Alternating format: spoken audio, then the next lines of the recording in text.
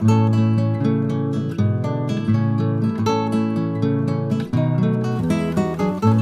ప్రభునందు ప్రియమైన సహోదరి సహోదరులారా, ఓ పిల్లాడికి యాక్సిడెంట్ జరిగింది, ఆసుపత్రిలో జాయిన్ చేశారు. చావు బతుకుల మధ్య ఉన్నాడు. తండ్రి పుట్టెడు దుఃఖంతో డాక్టర్ కోసం ఎదురు చూస్తున్నాడు. డాక్టర్ గారి జాడ ఎంతకీ లేదు. కోపం వచ్చేస్తుంది, సహనం కోల్పోయాడు, ఓర్పు కోల్పోయాడు. అదిగో అప్పుడు డాక్టర్ గారు హడావడిగా వచ్చాడు. వచ్చి రావడంతో ఆ డాక్టర్ని చూసి పిల్లాడి తండ్రి అంటున్నాడు, ఇదిగో మీరు డాక్టర్లా రాక్షసులా? నేను మా పిల్లాడిని తీసుకొచ్చి గంట అయింది, ఇంతవరకు అతి గతి లేదు అని ఏదో చెప్పబోతుంటే, కోపంతో ఏదో చెప్పబోతుంటే ఐఎమ్ సారీ అని చెప్పి తిన్నగా ఐసీయూలోకి వెళ్ళాడు. పరిస్థితిని చూశాడు. వెంటనే ఆపరేషన్కి ఏర్పాట్లు చేయమన్నాడు. ఏర్పాట్లు చేశారు. 1 గంట 2 గంటల సేపు ఎంతో శ్రమించి మొత్తం మీద బయటకు వచ్చి ఆపరేషన్ సక్సెస్ఫుల్ అని చెప్పి వెంటనే ఉన్నటువంటి ఆ నర్సుతో కొన్ని మందుల సీట్లు రాసిచ్చి వెళ్తూ అన్నాడు, మీ అబ్బాయికి ఏం పర్వాలేదండి, అంతా బాగానుంది, త్వరలోనే కోలుకుంటాడు అని చెప్తూ వెళ్తున్నటువంటి ఆ డాక్టర్తో ఈ తండ్రి ఏదో చెప్పబోయాడు. అది వినబడినట్టుగా వినకుండానే అతను గబగబా వెళ్ళిపోయాడు. ఈ పిల్లాడి తండ్రికి మళ్ళీ కోపం వచ్చింది. చూసారా, డబ్బు యావా,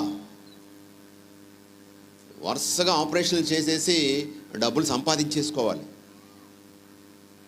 డబ్బు పిచ్చి, కోట్లు గడించేయాలి అని ఇలా పిల్లాడి తల్లిదండ్రులు ఎంత ఆతృతతో ఉన్నారో ఏం పట్టించుకోకుండా వెళ్ళిపోతున్నాడు. ఏమమ్మా నర్సు, ఈయన అసలు డాక్టరేనా? అతనికి హృదయం ఉందా? చిచి, ఇలాంటి వాళ్ళ వల్లనే ఇదిగో సగానికి సగం జనం చచ్చిపోతున్నారు, వైద్య వృత్తికి కళంకం అని హృదయంలో ఉన్నటువంటి, మనసులో ఉన్నటువంటి ఆ యొక్క దుఃఖం, కోపం అంతా వెళ్ళగక్కేసాడు. అప్పుడు ఆ నర్స్ అంటుంది, ఎవరు చేస్తే మీకెందుకండి, మీ అబ్బాయి బాగానే ఉన్నాడు కదా. డాక్టర్ గారు వాళ్ళ అబ్బాయి చనిపోయి 24 గంటలు కూడా అవ్వలేదు. యాక్సిడెంట్లో చనిపోయాడు. ఆ శరీరం, ఆ బాడీ ఇంకా రాలేదు, ఇంకా కళ్ళారా చూసుకోలేదు. ఆపరేషన్, మీ అబ్బాయికి ఆపరేషన్ చేస్తున్నంతసేపు వాళ్ళ అబ్బాయినే అతనిలో చూసుకుంటూ కన్నీరు కారుస్తూ ఆపరేషన్ చేశారు.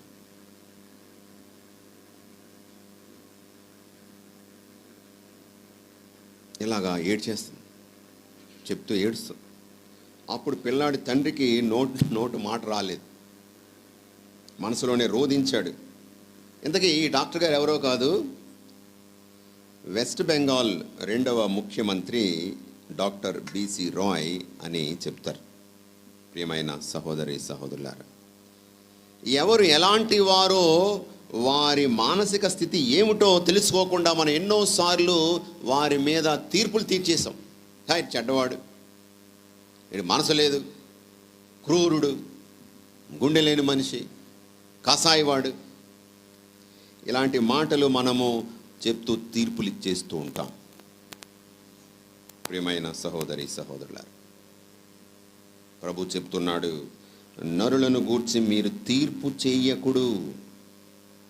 ఈరోజు మనం విన్నాం సువార్త పట్టణం, ఫాదర్ గారు చదివారు.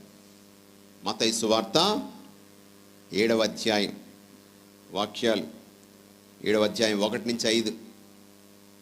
నరులను గూర్చి మీరు తీర్పు చేయకుడు, అప్పుడు మిమ్ము గూర్చి అట్లే తీర్పు చేయబడదు. మీరు పరులను గూర్చి తీర్పు చేసినట్లే మీకును తీర్పు చెప్పబడును.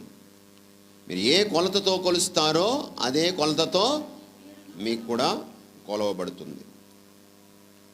మీరు మంచితనం అనేటువంటి కొలతతో, ప్రేమ కరుణ అనేటువంటి కొలతతో కొలిస్తే మీకు కూడా ప్రేమ కరుణ తిరిగి వస్తాయి. మీరు క్రూరత్వం, అసహనం, కోపం ఇటువంటి భావాలతో అవతల వ్యక్తిని చూస్తే మనకు తిరిగి అయ్యే వస్తుంది. ప్రియమైన సహోదరులారా, ప్రభు చెప్తున్నాడు, నీ కంటిలో దూలమును గమనింపక నీ సోదరుని కంటిలోని నలుసును తీసేటువంటి ప్రయత్నం చేస్తున్నావు. నువ్వు, మనందరం చేస్తున్నావు. ఈరోజు ఏ లోపం ఉంది, ఏ తప్పు ఉంది, అది భూతత్వంలో చూసి ప్రపంచానికి అంతటికి చూపించే ప్రయత్నం. అతడు చెడ్డవాడు, పనికిరానివాడు, వేస్ట్ ఫెలో. కానీ అదే వ్యక్తిలో మంచి ఉంది. ఆ మంచిని మనం మర్చిపోతాం, దానిని హైలైట్ చేయం. ఆ వ్యక్తి అంటే మనకి ఇష్టం లేదనుకోండి, అతనిలో ఉన్నటువంటి ఏ చిన్న లోపాన్నో పెద్దది చేసి ఇదిగో ఇతను చెడ్డవాడని నిర్ణయం చేసేసి తీర్పులు తీర్చేస్తాం. We make value judgments, is bad, is good. ప్రభు చెప్తున్నాడు, ముందు నీ కంటిలోని దూలమును తీసివేసుకునుము, అప్పుడు నీ సోదరుని కంటిలోని నలుసును తీసివేయడానికి నీ చూపు స్పష్టంగా ఉంటుంది. అవును, మనం అందరం కూడా గురువింద గింజలం. గురువింద గింజ ఎలా ఉంటుందో తెలుసా? చూసారు ఎప్పుడైనా గురువింద గింజని? ఎలా ఉంటుంది? ఎలా ఉంటుంది? ఏ రంగులో ఉంటుంది? ఎర్రగా ఉంటుంది కదా. కిందని నల్లని మచ్చ, దానికి కనిపించదు కింద నల్లని మచ్చ. నేను ఎర్రగా బుర్రగా ఉన్నాను అనుకుంటుంది. అలాగే మనం కూడా నేను చాలా ఎర్రగా ఉన్నాను, అందంగా ఉన్నాను, నేను గొప్పవాడిని, నేను నాకు ఆ టాలెంట్స్ ఉన్నాయి, ఈ టాలెంట్స్ ఉన్నాయి, నేను మిస్టర్ పర్ఫెక్ట్, మిస్ పర్ఫెక్ట్ అని మురిసిపోతూ ఉంటాం. కానీ మనకు కనిపించని లోపాలు, మచ్చలు అందరూ చూస్తున్నారు. ఆ విషయం మనకు తెలియదు. కాబట్టి ప్రభు చెప్తున్నాడు, నీలో ఉన్నటువంటి నీ చూపు స్పష్టంగా ఉండాలి. అంటే నీలో ఉన్న నలుసుని, ఇతరుల నలుసులు తీయాలని ప్రయత్నం చేశాడు. నీలో దూలాలు ఉన్నాయి, ముందు బయటికి లాగు, బయటికి లాగు. ఏం దూలం ఉంది ఈరోజు నీ జీవితంలో, నీ చూపులో? నీ దృష్టి మారితే ఈ సృష్టి మారుతుంది అంటాడు శ్రీశ్రీ అనేటువంటి కవి, రచయిత. నీ దృష్టి మారితే ఈ సృష్టి మారుతుంది. పచ్చకామెర్లు వచ్చినోడికి లోకం అంతా ఏ రంగులో కనపడుతుందట? పచ్చగా కనపడుతుంది. ఆ పచ్చదనం ఎక్కడుంది? అక్కడుందా? ఎక్కడుంది? నువ్వు చూసే చూపు ఎలా ఉంది? మంచితనం మనసు నిండా ఉంటే నీకు మంచి కనబడుతుంది. You will see what you want to see. నీవు ఏం చూడాలనుకున్నావో అదే అక్కడ కనబడుతుంది. నీలో మంచి ఉంటే మంచి చూడాలని, మంచి చెయ్యాలని, మంచిని మెచ్చుకోవాలనేటువంటి ఆ ఆలోచనలతో నువ్వు అటువంటి వైఖరితో నువ్వు ఉంటే నీకు ఇతరులు మంచే కనబడుతుంది, సౌందర్యమే కనబడుతుంది, అంతేగాని వైకల్యాలు కనబడవు. Will see beauty in others, not ugliness. కొన్నిసార్లు ప్రియమైన సహోదరులారా, సందర్భాలు, పరిస్థితులని బట్టి మనం నిర్ణయాలు తీసేస్తూ ఉంటాం. సర్కమ్స్టాన్సెస్, ఆ పరిస్థితిని బట్టి వీడు ఎలాంటివాడు, వీడు ఎలాంటివాడు అని అనుకుంటూ ఉంటాం. ఆ పరిస్థితి అర్థమైతే అప్పుడు మనకు అర్థమవుతుంది, అయ్యో నేను తొందరపడ్డానే అని. అదిగో ఆ తండ్రిలాగా. ఒకసారి ఒక రైలు ప్రయాణం,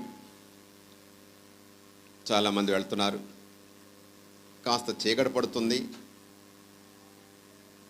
ఇద్దరు పిల్లలు, ఒక అమ్మాయి ఒక అబ్బాయి, ఆ కంపార్ట్మెంట్ అంతా అటు ఇటు అటు ఇటు తిరిగి కేరింతలు కొడుతూ, దొర్లుతూ, కేకలేస్తూ, అరుస్తూ, నవ్వుకుంటూ, కిలకిలగా నవ్వుకుంటూ అలాగా అల్లరి చేస్తున్నారు. వాళ్ళ తండ్రి ఆ కిటికీలోని చూస్తూ అప్పుడప్పుడు ఈ పిల్లల కేసు చూస్తూ చిరునవ్వు నవ్వుతున్నాడు. ఈ పిల్లలు ఎలాంటి అల్లరి చేస్తున్నారు అంటే, పేపర్ ఎవరైనా చదువుతున్నారు అనుకోండి, ఆ పేపర్ లాగేసుకోవడం, పరిగెత్తుకొని పారిపోవడం. కొంతమంది పై బెర్త్లో పడుకున్న వాళ్ళు ఉంటారు కదా, నిద్రపోయే వాళ్ళకి జడ కిందకు వస్తుంది కదా, కింద అది పట్టుకొని ఇలా ఏలపడడం, ఇలాంటి అల్లరి చేసేస్తున్నారు. చీకటి పడుతుంది, నిద్రపోయే సమయం, ఏదో డిస్టర్బెన్సు. ఒకడు ధైర్యం చేసి వచ్చాడు. అతను వెనకాతలు పరిగెత్తుంటే వాళ్ళ పిల్లలు పరిగెత్తి వాళ్ళ నాన్న ఒళ్ళో అలాగా పట్టుకుని వాళ్ళ నాన్న దగ్గరికి వెళ్ళారనమాట. ఏ బాబు, మీ పిల్లలా? కోతి పిల్లలకి అన్నావా నువ్వు? ఏ మంచి మర్యాద నేర్పించలేదా? సంస్కారం నేర్పించలేదా అని రుసరుసలాడుతూ ఇంకా ఏదో చెప్పబోతుంటే, క్షమించండి, ఐఎమ్ సారీ సార్. వాళ్ళ తల్లి అంటే మా ఆవిడ, తన భార్య, వాళ్ళ అమ్మకు బాగోలేదని చూడ్డానికి వెళ్ళింది నిన్న. ఆ దారిలో యాక్సిడెంట్ అయ్యి ఆమె చనిపోయింది. ఆ పిల్లలకి ఎలా చెప్పాలా అని నాకు మనసు, ఎలా చెప్పాలని అర్థం కావడం లేదు. ఇంటికి వెళ్ళిన తర్వాత వాళ్ళకి ఎలాగా తెలుస్తుంది, వాళ్ళు ఎప్పుడూ ఎలాగో ఏడుస్తారు. ఈ కాసేపైనా కాస్త ఆ సంతోషంగా ఉండేలాగా నేనేం అనలేదండి, క్షమించండి, సారీ, మిమ్మల్ని అందరినీ ఇబ్బంది పెట్టాను. ఈ విషయం భోగిలో ఉన్న వాళ్ళందరికీ తెలిసిపోయింది క్షణాల్లో. అయ్యో పాపం, అనాథ పిల్లలు అయిపోయారు, అమ్మను కోల్పోయారు, అనాథ పిల్లలు అయిపోయారని ఒకరొకరు ముద్దు పెట్టుకుంటూ వాళ్ళ దగ్గర ఉన్నటువంటి ఏదో స్వీట్స్, బిస్కెట్లు అలాంటి తినండి అని చెప్పడం మొదలెట్టారు. ప్రియమైన సహోదరి సహోదరులారా, అదే తండ్రి, అదే పిల్లలు, అదే అల్లరి. ఈ మనుషులందరూ వాళ్ళే, కొత్త వాళ్ళేం కాదు. విషయం అర్థమైన తర్వాత వాళ్ళ మనస్తత్వం మారిపోయింది, వాళ్ళ వైఖరి మారిపోయింది. అయ్యో మనం తప్పుడు తీర్పు తీర్చాము, అల్లరి పిల్లలు, సంస్కారం లేకుండా పెంచారు వీళ్ళ తల్లిదండ్రులు అని ఇంతవరకు అనుకున్నాం. కానీ కాదు, మనసు మారిపోయింది. ప్రేమతో వారిని చూడడం ప్రారంభించారు. There is a change in the attitude. మన దృష్టి మారితే ఈ సృష్టి మారుతుంది. ప్రియమైన సహోదరులారా, మరి మనం తీర్పులు ఇస్తూ ఉంటాం. ఈ తీర్పుల గురించి పరిశుద్ధ గ్రంథంలో కొన్ని సందర్భాలను మనం గుర్తు చేసుకుందాం. 1 సాముయేలు 16వ అధ్యాయం 7వ వచనంలో మనం చూస్తున్నాము. మనం బయటకు కనిపించే ప్రవర్తనను బట్టి వ్యక్తులను, వారి మనస్తత్వాలను అంచనా వేసేస్తూ ఉంటాం, ఓ నిర్ణయానికి వచ్చేస్తాం. కానీ దేవుడు, మనిషి మనుషుల్నే ఎరుగుతాడు, కానీ దేవుడు మన మనస్సులను కూడా ఎరిగి ఉంటాడు. మన హృదయాలను అవలోకిస్తూ ఉంటాడు, చూస్తూ ఉంటాడు. దేవుడే అసలైనటువంటి తీర్పరి, మనం కాదు. దావీదు ఎన్నిక చూడండి, అభిషేకంలో 50 పలుకులు ఈ విధంగా పలుకుతున్నాడు ఆ మాటలు. ఇదిగో నేను మనుషులు చూస్తున్నట్లుగా చూడను, నేను వారి హృదయాలను చూస్తాను అంటున్నాడు. అలాగే ఇర్మియా గ్రంథము 11వ అధ్యాయం 20వ వచనంలో, ఇర్మియా గ్రంథము 11వ అధ్యాయం 20వ వచనంలో భక్తుడు ఈ విధంగా ప్రవక్త చెప్తున్నాడు, ప్రభు నీవు న్యాయము తప్పని న్యాయాధిపతివి, నరుల హృదయమును మనస్సును పరిశీలించువాడవు. దేవుడు మనుషుల యొక్క మనస్సులను చూస్తాడు, పై ముఖాన్ని, రంగుని, అందాన్ని చూడడు, అంతరంగాన్ని చూస్తాడు, మనస్సులను చూస్తాడు. మనస్సులను ఎరిగిన దేవుడు మన దేవుడు. ఈ విధంగా అతడు న్యాయం కోసం, సాయం కోసము ఇర్మియా 50కి మొరపెట్టుకుంటున్నాడు. అలాగే మరొక వాక్యము యోహాను 7:24. అక్కడ ప్రభు చెప్తున్నాడు యూదులతో, మీరు పైకి కనిపించు వానిని బట్టిగాక న్యాయసమ్మతమైన తీర్పు చెయ్యండి. బయటికి కంటికి కనిపించేని బట్టి మనం తీర్పులు తీర్చడం కాదు, న్యాయసమ్మతంగా ఉందో లేదో నీ తీర్పు గురించి నేను ఆలోచించు అంటున్నాడు. అదే ప్రభు చెప్తున్నాడు, మీరు కేవలం మానవ స్వభావమును అనుసరించి తీర్పులు తీరుస్తున్నారు. యోహాను 8:15 పరిశీలన నిలదీస్తున్నాడు ప్రభు. ప్రియమైన సహోదరులారా, intentions are more important than actions. ఒక పని ఎందుకు చేస్తున్నావు, ఏ ఉద్దేశంతో చేస్తున్నావు? మనకు పనే కనపడుతుంది, పని వెనుకున్నటువంటి ఉద్దేశం మనకు కనిపించదు. ఎందుకురా సాయం చేస్తున్నాడు, ఇంత నమస్కారం పెట్టేస్తున్నాడు, కనిపించిన వాళ్ళ నమస్కారం పెట్టేస్తున్నాడు అంటే వాడికి ఏదో అవసరం ఉంది, మనతో పని ఉంది. అది మనకు అర్థం కాదు. ఎందుకంటే మాట్లాడితే వచ్చినప్పుడల్లా ఏదో పండ్లు, ఏదో పొట్లం, స్వీట్ ప్యాకెట్ ఏదో పట్టుకొస్తున్నాడు వీడు.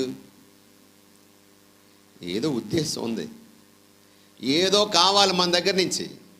కాబట్టి మనల్ని ప్రసన్నం చేసుకోవడానికి, మనల్ని సంతోషపెట్టడానికి ప్రయత్నం చేస్తున్నాడు. పనులు కాదు, పనులు వెనుకున్నటువంటి ఉద్దేశాలు చాలా ముఖ్యం. ఆ ఉద్దేశాలను ప్రభువు చూస్తాడు. ప్రియ సహోదరులారా, కోర్టులో జడ్జి గారు తీర్పులు ఇస్తూ ఉంటారు. విచిత్రం ఏంటంటే సాక్ష్యాలు ఉంటేనే అది జరిగినట్టు, సాక్ష్యాలు ఉంటేనే అది వాస్తవం, లేకపోతే లేదు. సాక్ష్యం లేకపోతే తప్పు జరిగినా సరే వాళ్ళు కడిగిన ముత్యంలాగా బయటకు వచ్చేస్తారు, మచ్చలైన మనుషుల్లాగా తప్పించుకుంటారు. కొన్ని కేసుల్లో మనకు తెలుసు అవినీతి జరిగింది, అన్యాయం జరిగింది మనకు తెలుసు, కానీ సాక్ష్యాలు లేవు కాబట్టి చాలా క్లీన్ చిట్ ఇచ్చి పంపించేస్తారు. కొన్నిసార్లు అన్యాయం జరిగిందని తెలిసినా సాక్ష్యాలు లేకపోవడం వలన ఏం చేయలేదు. రాత్రికి రాత్రి కొన్నిసార్లు జరిగింది జరగనట్టుగా తప్పుడు సాక్ష్యాలు సృష్టించి అంతా బాగానే జరిగింది, శిక్ష పడవలసినటువంటి వాళ్ళు తప్పించుకుంటారు, అన్యాయమైనట్టు వాళ్ళు అమాయకులు బలైపోతూ ఉంటారు. మనందరూ తెలుసు, నందిని పందిని, పందిని నందిని చేసేటువంటి న్యాయవాదులు, న్యాయవ్యాధులు కాదు, న్యాయవ్యాధులు అనుకుంటుంది. కొన్నిసార్లు అంటూ ఉంటారు, ఇటువంటి తప్పుడు పద్ధతిలో వాదించే వాళ్ళని ఏమంటారంటే lawyers are the professional liars అంటారు. Lawyers are the professional liars అంట. అందరికీ కాదు, తప్పుడు మార్గంలో వాదించే వాళ్ళ కోసం చెప్తున్నాను ఈ మాట. నీతిని నిలబెట్టే వాళ్ళు, న్యాయ తీర్పుని తీర్చేటప్పుడు నీతిని నిలబెట్టేవాళ్ళు. అందుకని న్యాయ దేవతకు కళ్ళు చూసారు. ఎప్పుడైనా కోర్టుకు వెళ్ళారా? కోర్టుకు మరి వెళ్ళి ఉండకపోవచ్చులేండి, సినిమాల్లో చూస్తుంటాం కదా. ఒక మేడం గారు నిలబడి ఉంటారు ఏదో పట్టుకొని, ఏంటి త్రాసు తక్కెడ ఇలా పట్టుకొని ఉంటుంది, తెల్ల బొమ్మ ఉంటుంది, దానికి త్రాసు ఇలా పట్టుకుని చేతిలోను, కళ్ళకి నల్లగా నల్ల రిబ్బన్ లాంటిది కట్టేస్తారు. ఏంటి దాని ఉద్దేశం, దాని అర్థం ఏంటి? చట్టానికి కళ్ళు లేవు, గుడిది అనా? చూసి తీర్పు ఇవ్వడం కాదు, నిష్పక్షపాతంగా తీర్పు ఇస్తున్నాము. ఇక్కడ మావాడా పైవాడా, ధనవంతుడా పేదవాడా అని చూసి కాదు, మేము విని సత్యం ఏదో విని ఆ తీర్పులు సాక్ష్యాల ప్రకారంగా ఇక్కడ నిష్పక్షపాతంగా తీర్పులు ఇవ్వడం జరుగుతుంది అని దీని అర్థం అంట. ప్రియమైన సహోదరులారా, యేసులో ఏ దోషం లేదని తెలుసు కూడా పిలాతు అన్యాయంగా తీర్పు తీర్చాడు, మరణశిక్షకు యేసుని విధించాడు. తప్పులెన్నువారు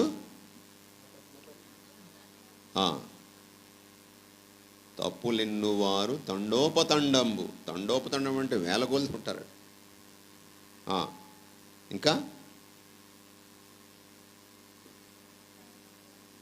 తన తప్పులు మాత్రం ఎరుగరు, తన తప్పులు తెలియదు వాళ్ళకి. ఇతరులందరి తప్పులు కూడా తెలుసుకుంటారనమాట, అదే ప్రయత్నంలో ఉంటారు. వెంటనే మన చేతుల్లోనికి రాళ్ళు వచ్చేస్తాయి. నువ్వు తప్పు చేసావు, నేను శిక్షించాలి, న్యాయాన్ని నిలబెట్టాలి, అది నా బాధ్యత అన్నట్టుగా we become what? Guardians of law and justice.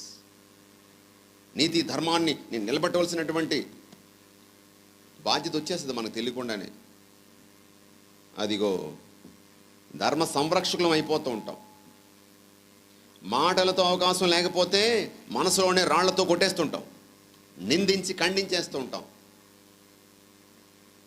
వ్యభిచారంలో ఒక స్త్రీ పట్టుబడింది. వ్యభిచారంలో మరి పూర్వ సాంప్రదాయం ప్రకారంగా, ధర్మశాస్త్రం ప్రకారంగా ఇదిగో వ్యభిచారములో పట్టుబడినటువంటి వారు మరణశిక్షకు పాత్రులు, రాళ్ళతో కూడా చంపేయాలి. ఒక స్త్రీ దొరికిపోయింది. మరి పురుషుడేడి? వ్యభిచారం అనేటువంటి పాపం ఒంటరిగా చేసే పాపం కాదే. స్త్రీ పురుషులు ఇద్దరు కలిస్తేనే అటువంటి పాపం చేయడానికి అవుతుంది. మరి పురుషుడు ఏమైపోయాడు? తప్పించుకు పారిపోయాడు. స్త్రీ దొరికిపోయింది. దొరికిన వాళ్ళని మాత్రం దండించేస్తాం. దొరికితే దొంగ, దొరకకపోతే ఎవరు? దొర. దొరికిపోయింది కాబట్టి ధర్మశాస్త్ర ప్రకారంగా రాళ్లతో కొట్టి చంపాలి, శిక్షించాలి, ఇది మా బాధ్యత, ధర్మాన్ని నిలబెట్టాలి అని రాళ్ళు పట్టుకొని తీసుకెళ్తున్నారు. బహిరంగంగా మంచి జంక్షన్కి, కోడలికి తీసుకువెళ్తున్నారు. అక్కడ యేసుని చూశారు, యేసు దగ్గర తీసుకెళ్ళారు. ఎందుకు? యేసుని కూడా ఇరకాటంలో పెట్టి అతన్ని ఎలాగోలాగా జైల్లో పెట్టడానికి. ఆ బోధకుడా, ఈమె వ్యభిచారంలో పట్టుబడింది, ధర్మశాస్త్రం ప్రకారంగా రాళ్లతో కొట్టి చంపేయాలి, నువ్వేమంటావు? ఏమంటాడు? అయ్యో ఏదో పాపం తెలియక చేసింది, వదిలేయండి అంటే నువ్వు ధర్మశాస్త్రానికి వ్యతిరేకంగా మాట్లాడుతున్నాడు, ఇతడు శిక్షార్హుడు అని అలా చెప్పడానికి, నేరం మోపడానికి. లేదు ధర్మశాస్త్రం ప్రకారంగా ఆమె చావవలసిందే అని అంటే, ఏమైనా నువ్వు ఎంతో దేవుడు కరుణామయుడు, నువ్వు దైవాంశ సంబుతుడు, దైవకుమారుడు అంటున్నావు, దేవుడు రక్తపాతాన్ని చూసి ఓర్చుకుంటాడా? అనుమతిస్తాడా? నీకు నువ్వేం దైవకుమారుడివి అని ఆ విధంగా యేసుని ఇరకాటంలో పెట్టడానికి ప్రయత్నం చేశారు. వాళ్ళు ఊహించినటువంటి సంఘటన జరిగింది. అదిగో రాస్తున్నాడు, నేల మీదకు వంగి వేలుతో రాస్తున్నాడు. వాళ్ళందరూ చూశారు, ఒకరొకరు చూసి అమ్మో నా పాపాలు రాసేస్తున్నాడు. ఒకరి తర్వాత ఒకరు రాళ్ళు విడిచిపెట్టి వెళ్ళిపోయారు. ఆ రాళ్ల గుట్ట మధ్య సిగ్గుతో, భయంతో, గజగజ వణుకుతూ ఆ స్త్రీ మాత్రమే ఒంటరిగా మిగిలిపోయింది. యేసు తలెత్తి చూశాడు, ఎవరూ లేరు. రాళ్ళు మాత్రం విడిచిపెట్టి వెళ్ళిపోయారు. అమ్మా, ఎవరు నేను శిక్షించలేదా? ఎవరూ లేదు ప్రభు, ఎవరూ శిక్షించలేదు ప్రభు, నేను కూడా నిన్ను శిక్షించను, ఇక పాపము చెయ్యకు, వెళ్ళు అన్నాడు. మరణపు అంచుల్లోంచి ఆ ప్రభువు ఆమెను ఆ రోజు కాపాడాడు.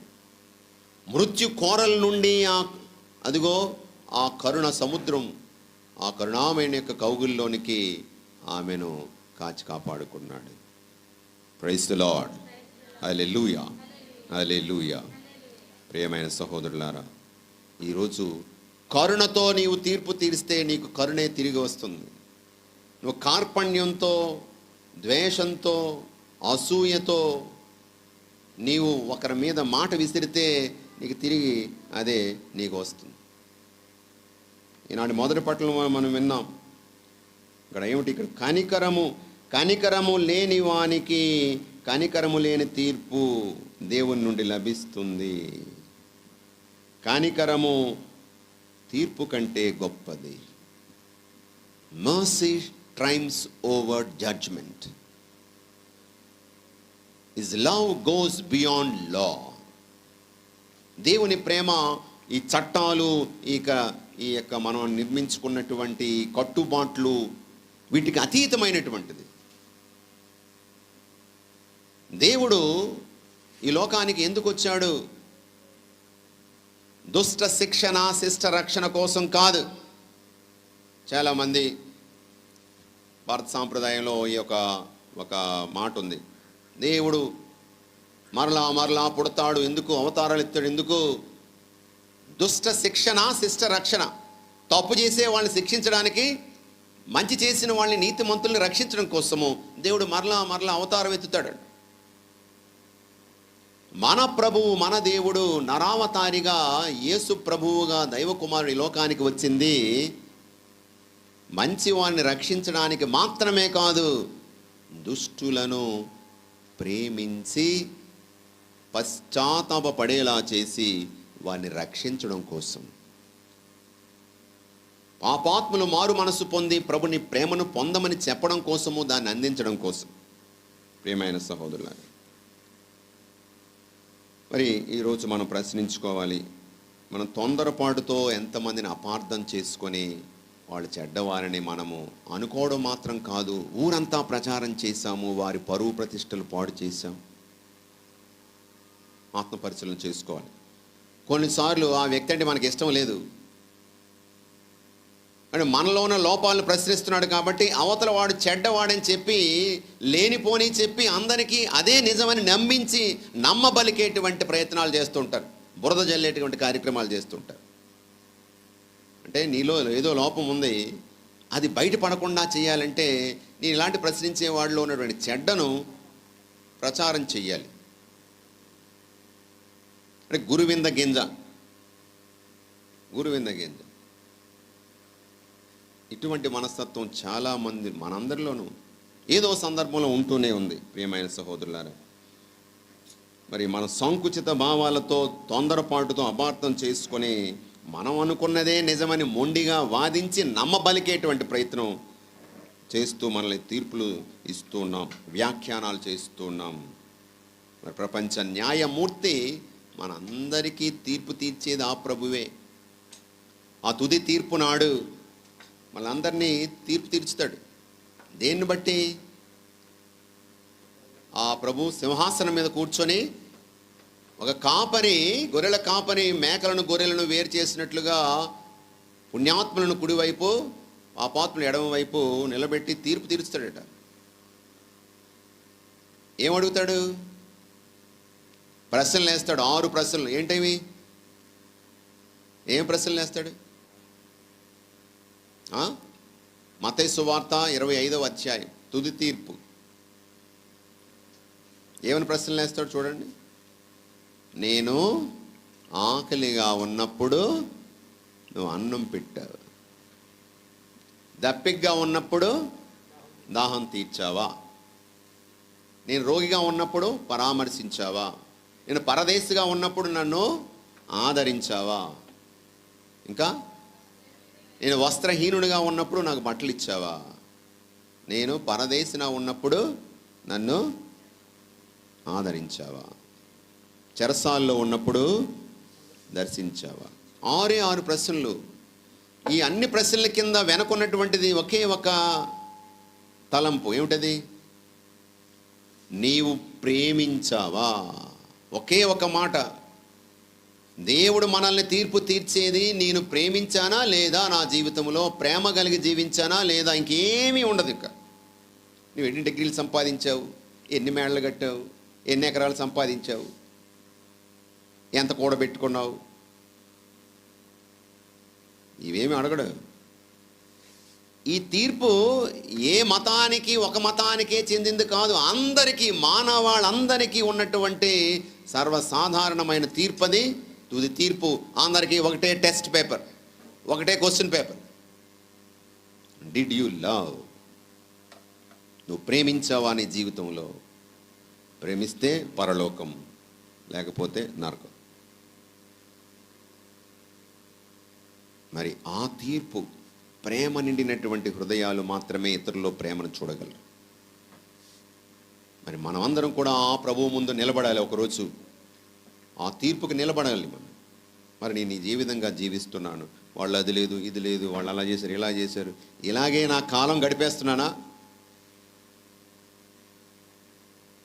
లేకపోతే ప్రేమ కలిగి జీవిస్తున్నానా?